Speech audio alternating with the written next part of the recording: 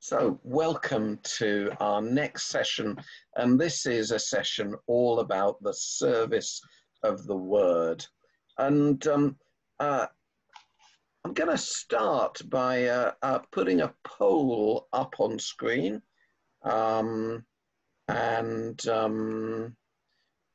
this poll is a different one, sorry, excuse me. I'm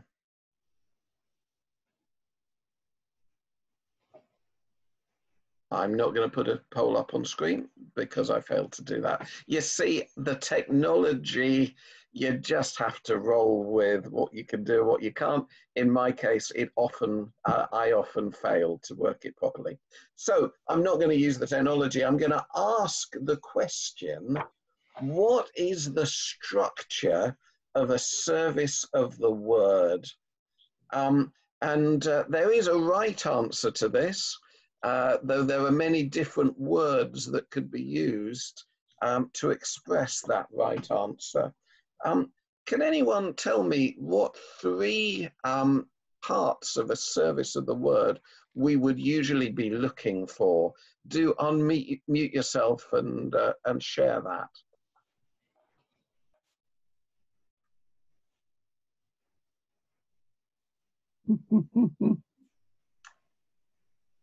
Okay, I will help you out by giving you the first one, and then it will be pretty easy, perhaps, to work out the other two. The first part of a service of the word is preparing for the word.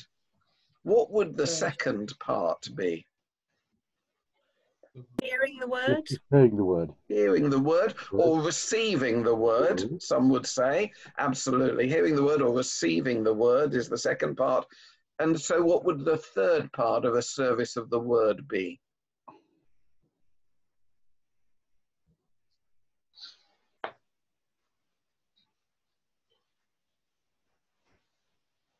After preparing for the word and receiving the word.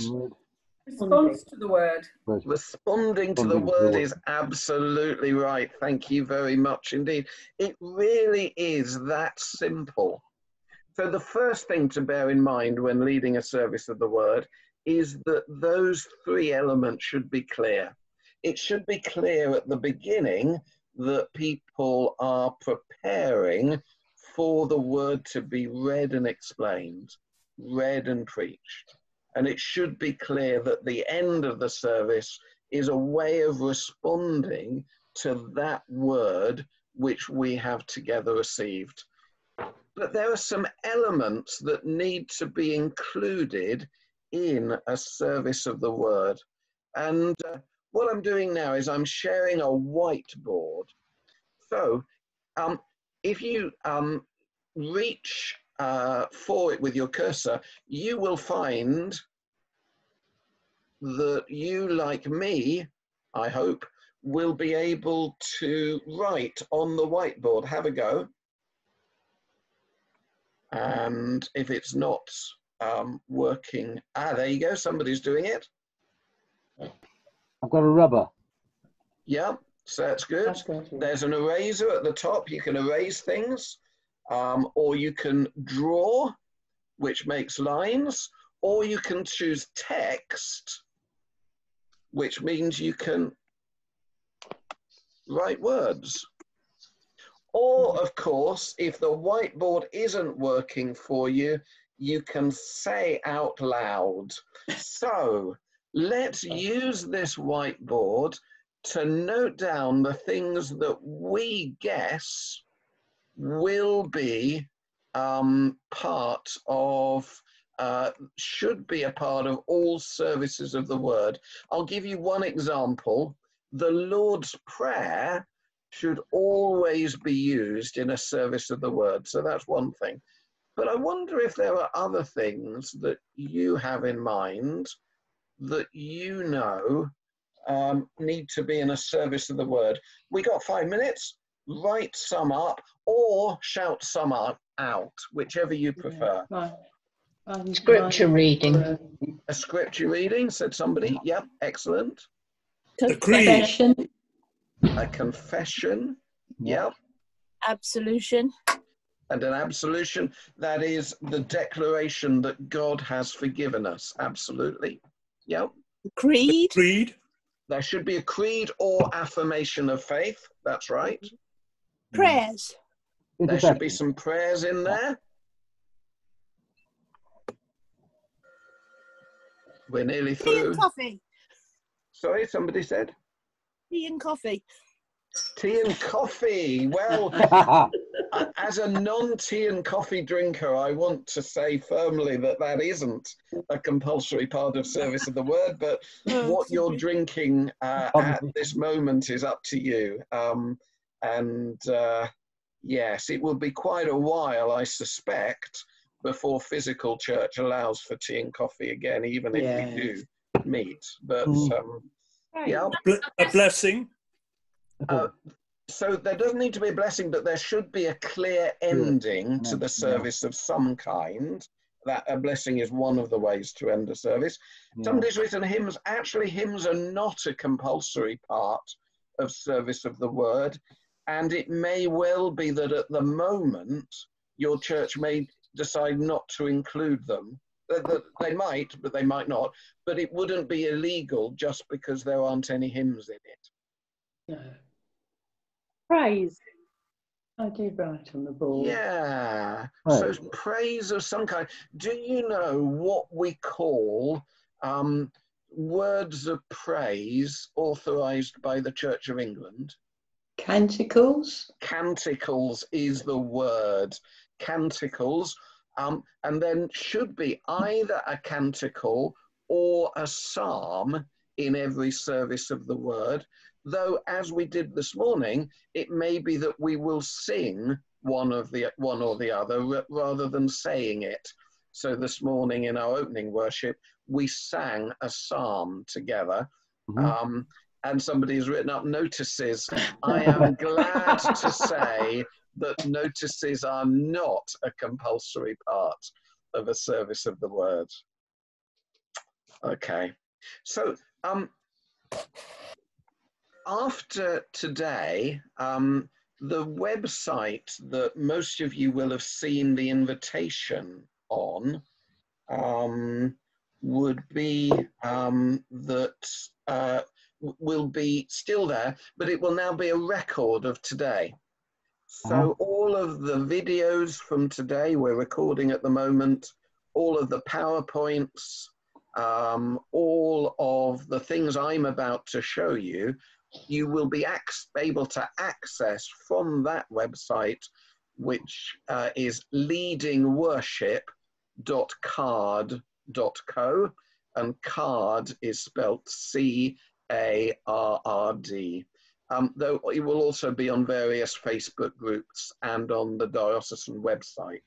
Or, of course, you could message me and ask me to remind you of that website address. And as part of this, there will be a website called Service of the Word.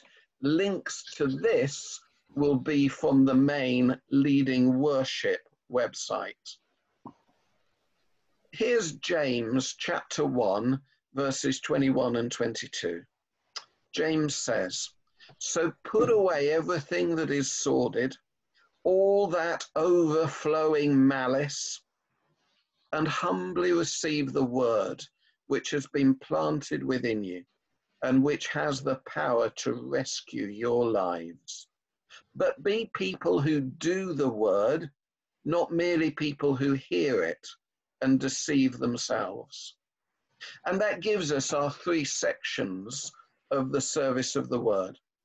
Firstly, there's preparing for the word, and in part that means putting away things that are sordid and overflowing malice. In the King James Version, it calls it a superfluity of naughtiness, which I rather like. So we would always have some sort of confession at the beginning.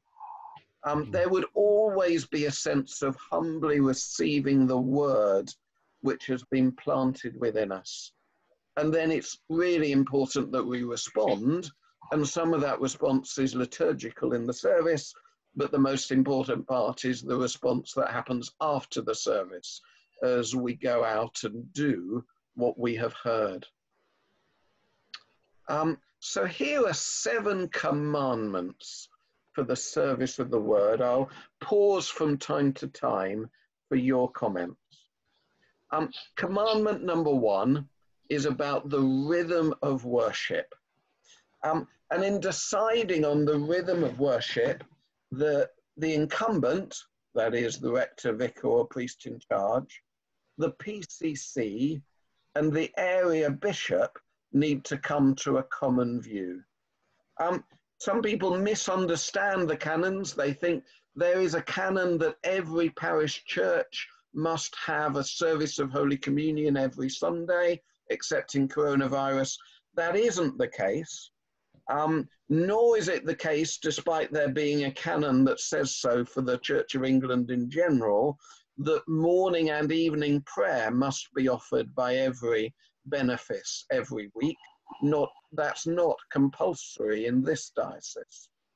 However, it is important that every MMU has a service of Holy Communion every Sunday morning somewhere, after COVID-19 has made that again something more like a new normal.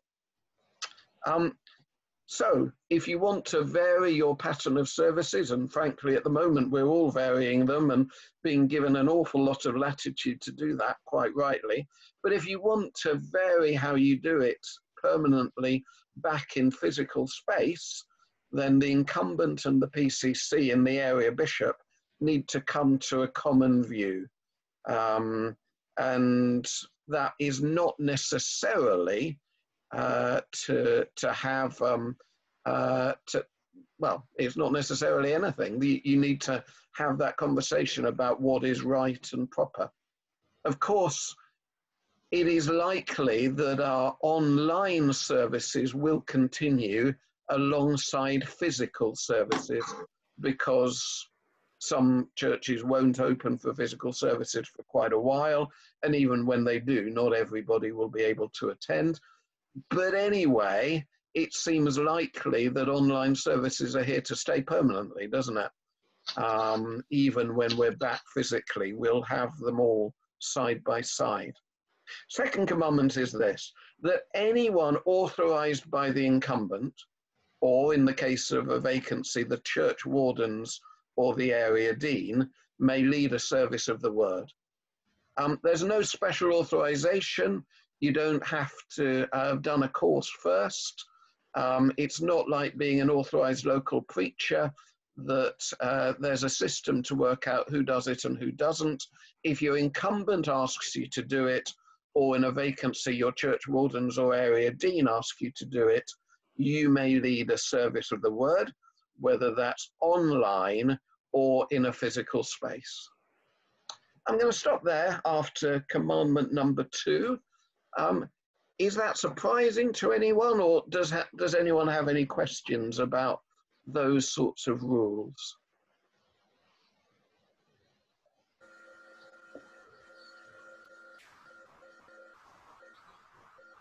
Everyone is being quiet. Okay, then I will go on.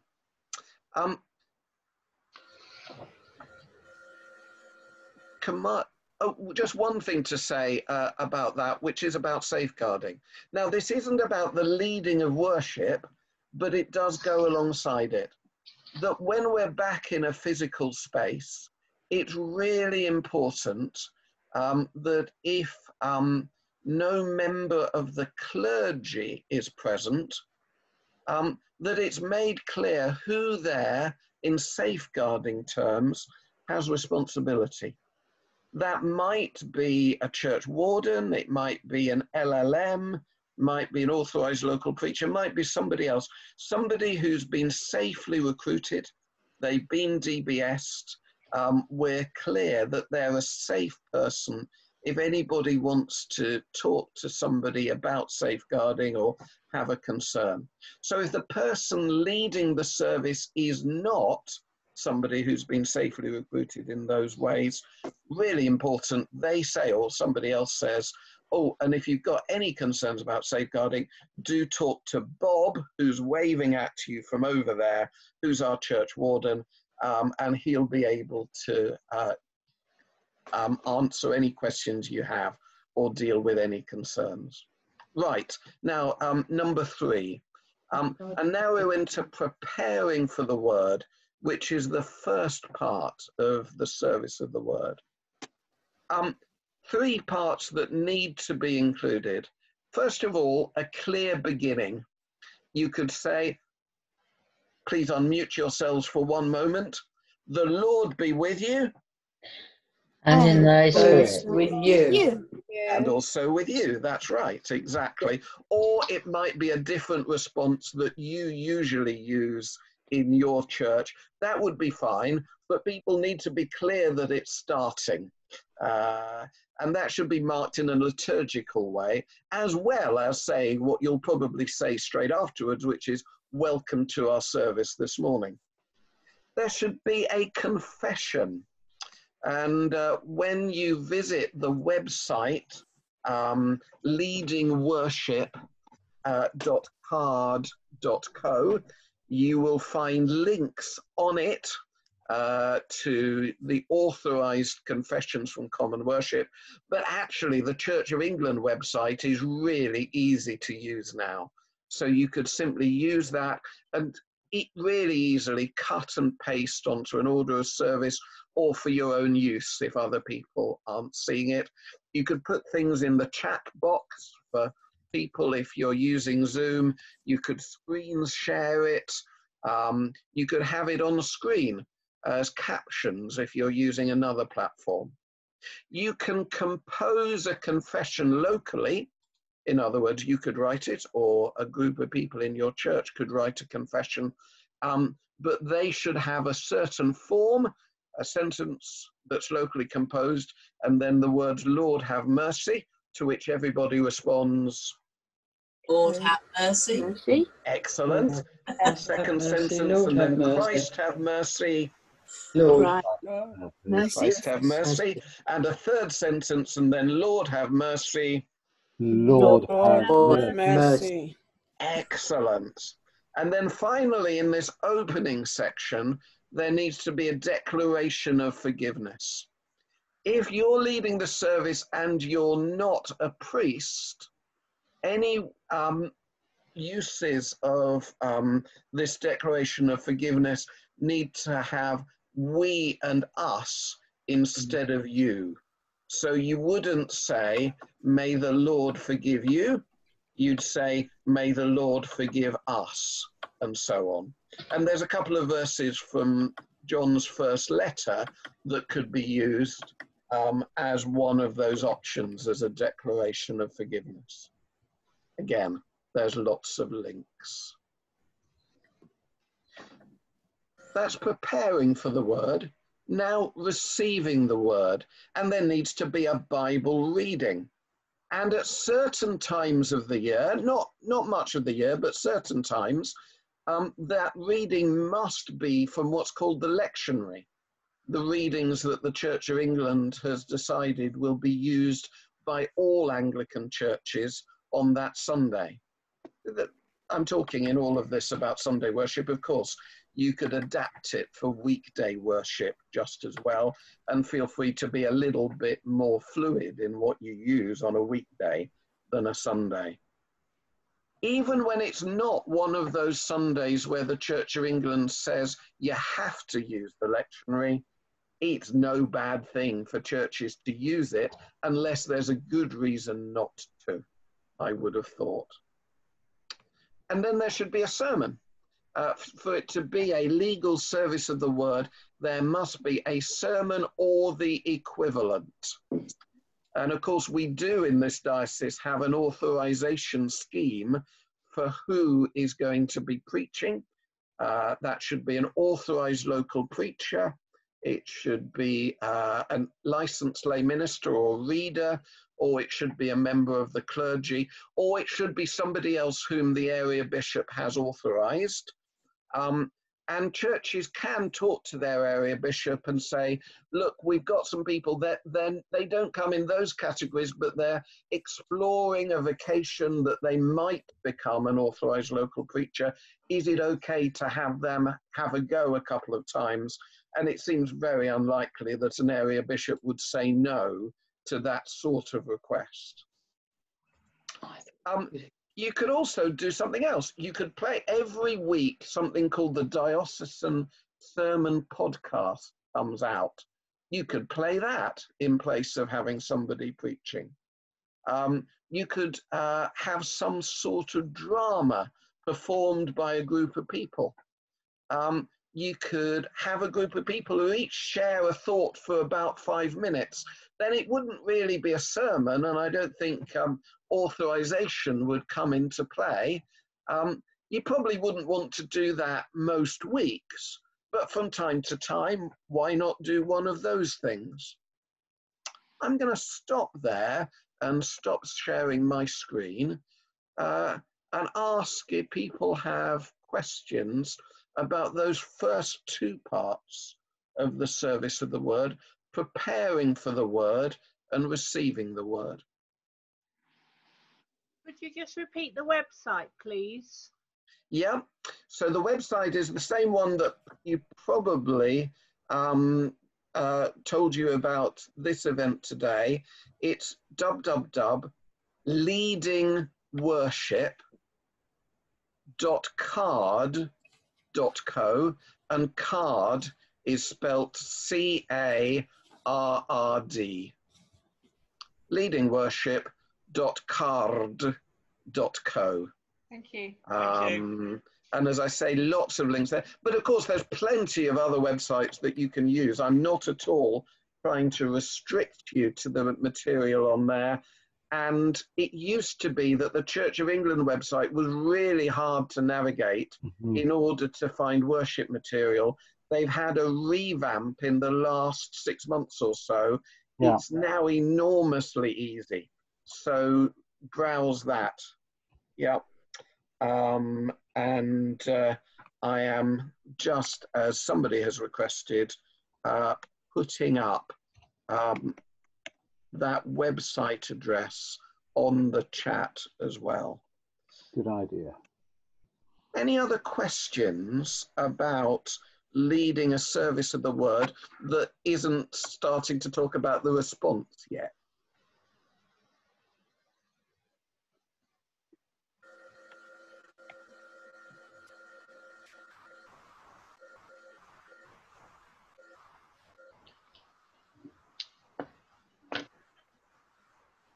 No, in that case, I'm going to share my screen again and move on. And all I'm showing you on screen, I mean, for those that can't see this, I know one of us can't see this at least. Honestly, I'm just reading out loud what's up here. So you're not missing anything by not being able to see this particular website that I'm sharing. So, we've talked about preparing for the word and receiving the word.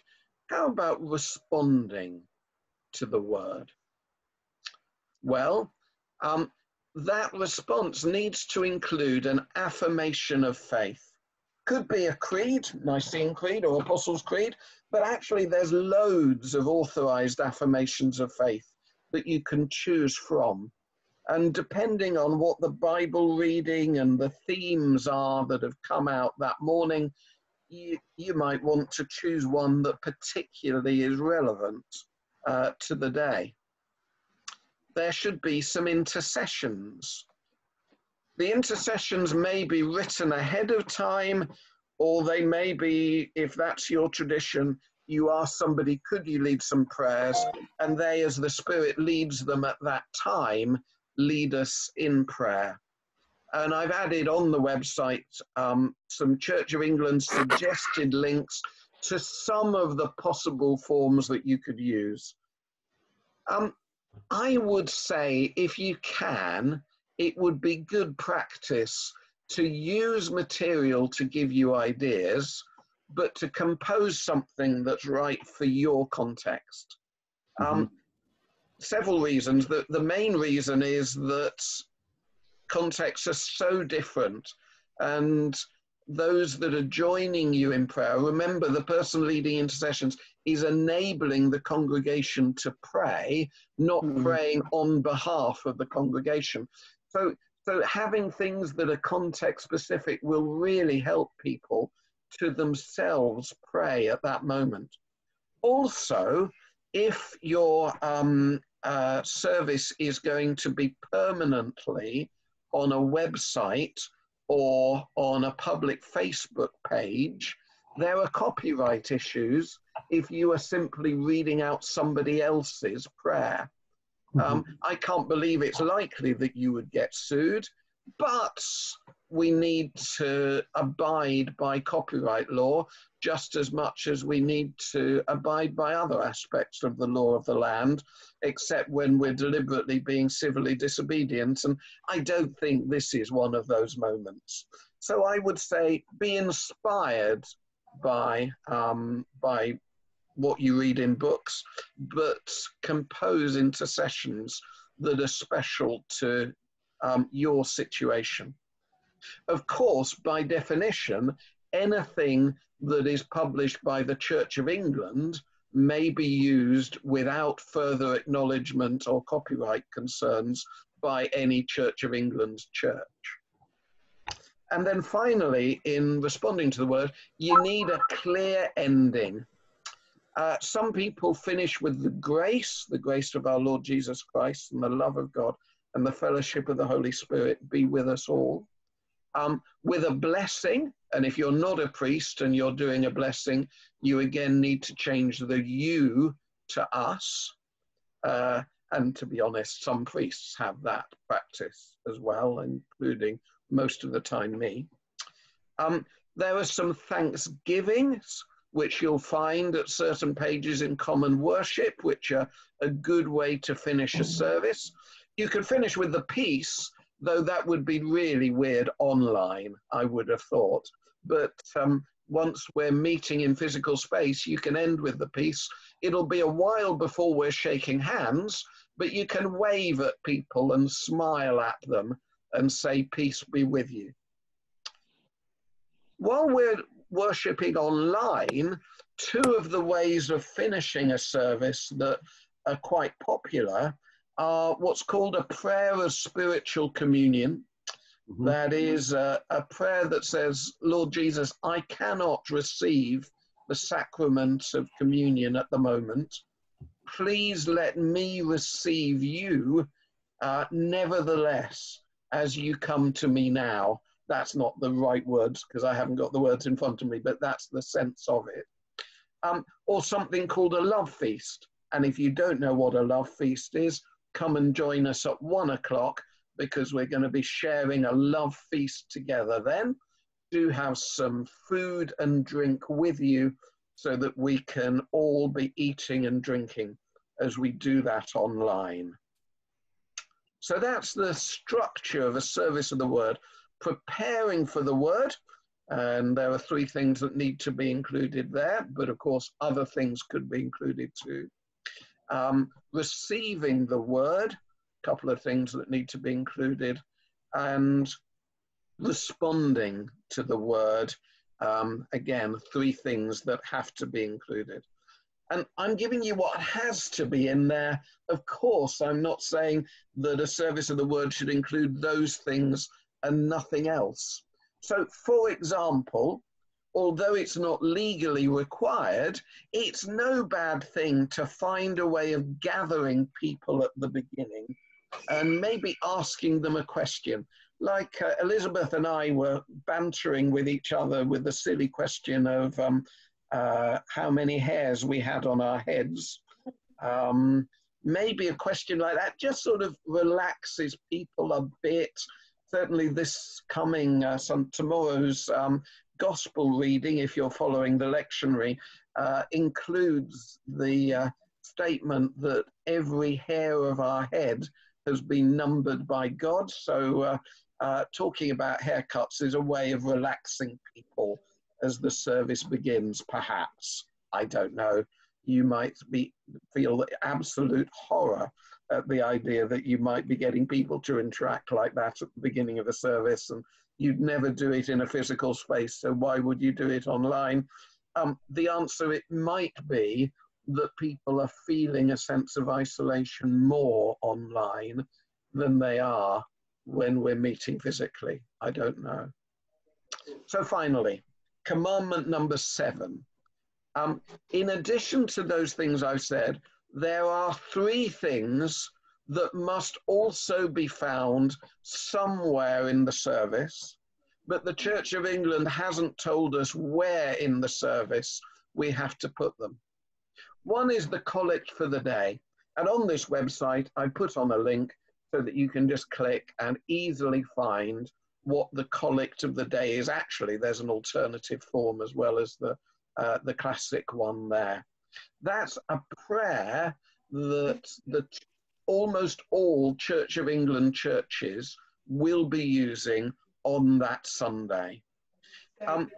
Some people define collect as it collects all our prayers together. And I think, Isabel, you maybe did that this morning.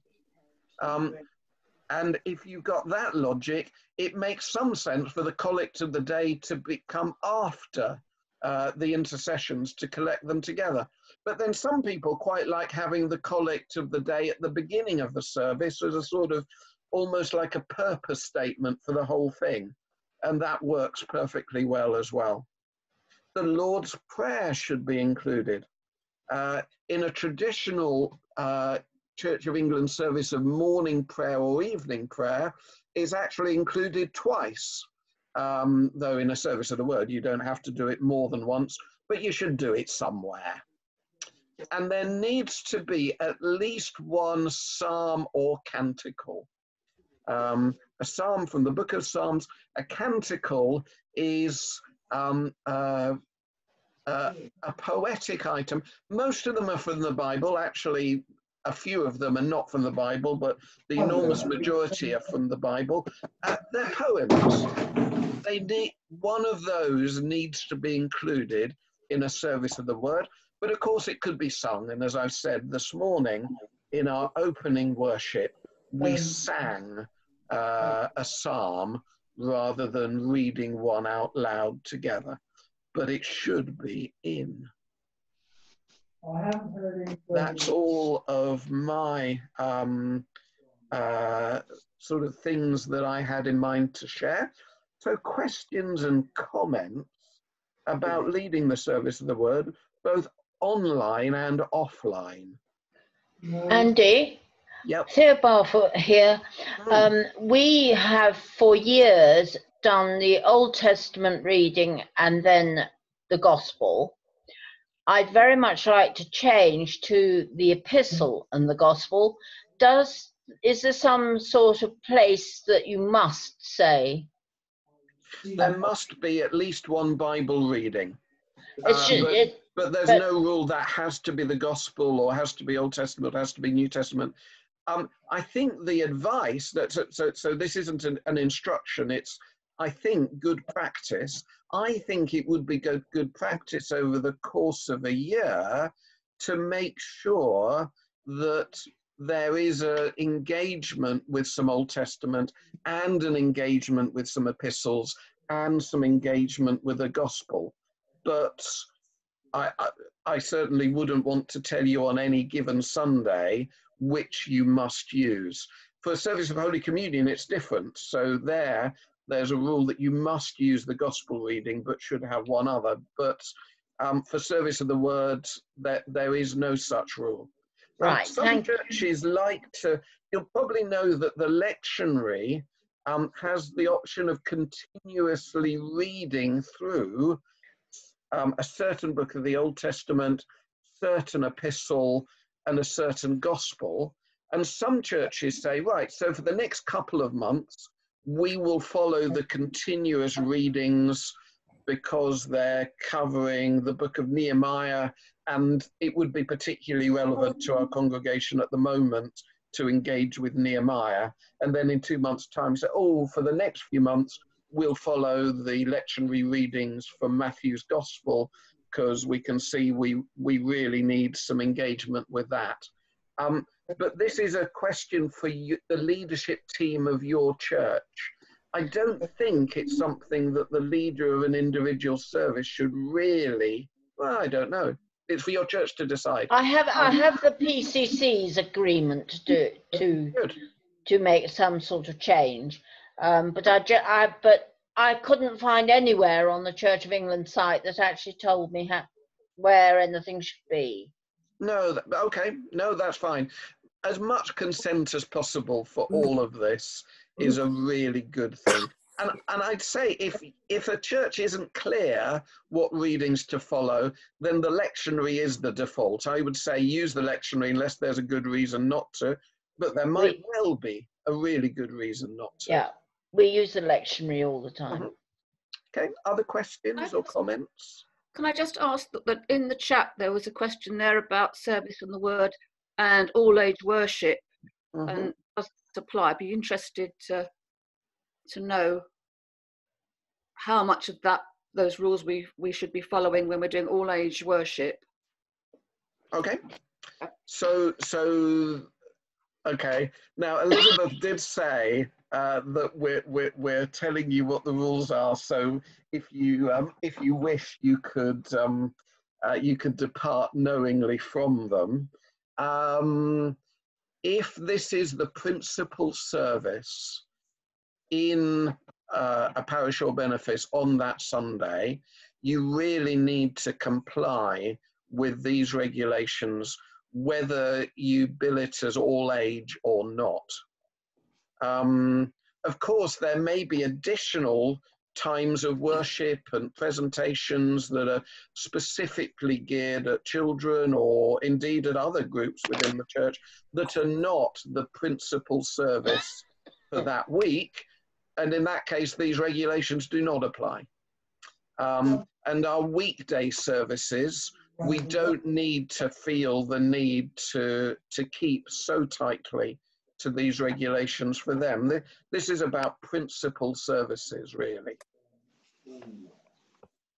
Other questions and comments? Then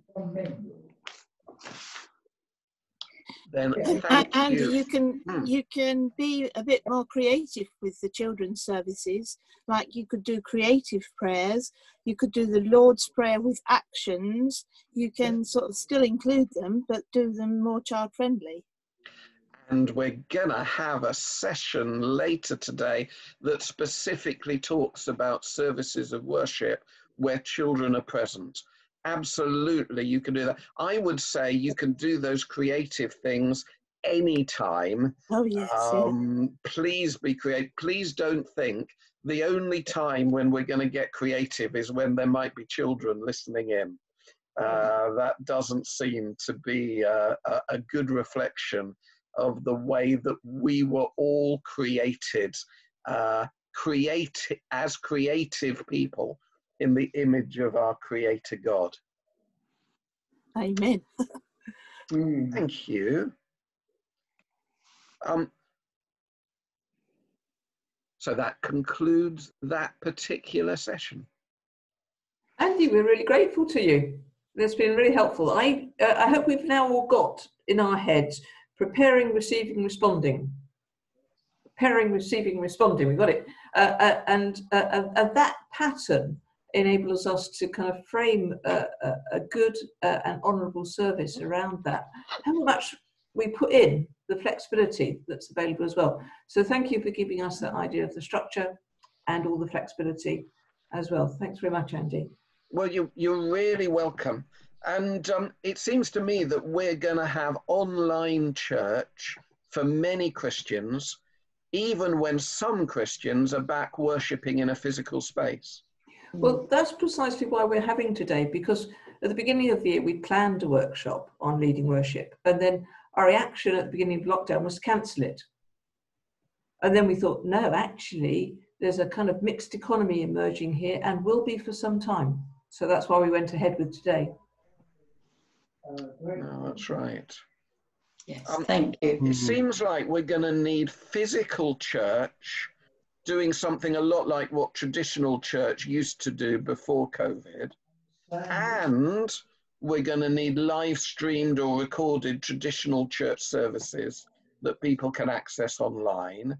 And we're going to need experimental forms like fresh expressions and forest church in physical spaces. I think forest church is going to get very popular this autumn, personally, where PCCs are not going to want to use their church buildings for worship, but will be able to gather outside. And we're going to need more participative experimental forms of online church using tools like Zoom. So it's not just both and, it's both and. So if that sounds a little scary, I think that there's two things that prompt me. One is that lots more people are going to be asked to take part in leading worship, and some of us here are going to be responsible for helping and resourcing those folk. And also that there's a lot of room for sharing across parish churches. One church might specialise in one thing, perhaps a neighbouring church doing something else. We don't all have to do everything. So there's lots of room for working with our neighbours. Absolutely. And Andy, you just mentioned Forest Church. Is there anything online or in discussion about that at the moment? Okay, so Essex Forest Church is continuing to exist. What I'll do is in the chat, I'll put some websites up between now and lunchtime that give people that are interested in that some first places to have a look if that would interest them. Yeah. Excellent. And at 1 o'clock, we're going to be sharing in a love feast. Think of it, if you like, as an extended grace shared across interconnected households.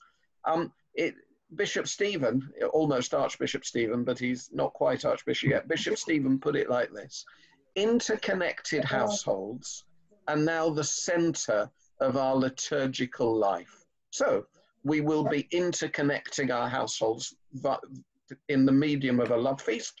Do invite anyone else in your household to join us if they'd like to do that, and do have some food and drink on the table in front of you. Okay, so that will be at 1 o'clock. So another opportunity for a stretch and get some food and drink available as well. And if you could use the chat to write up a sentence about what you are grateful for at the moment. What you are grateful for at the moment. Thank you. How do you use the chat? I use the chat. How do you use the chat? Okay. I ought to be more careful. She did actually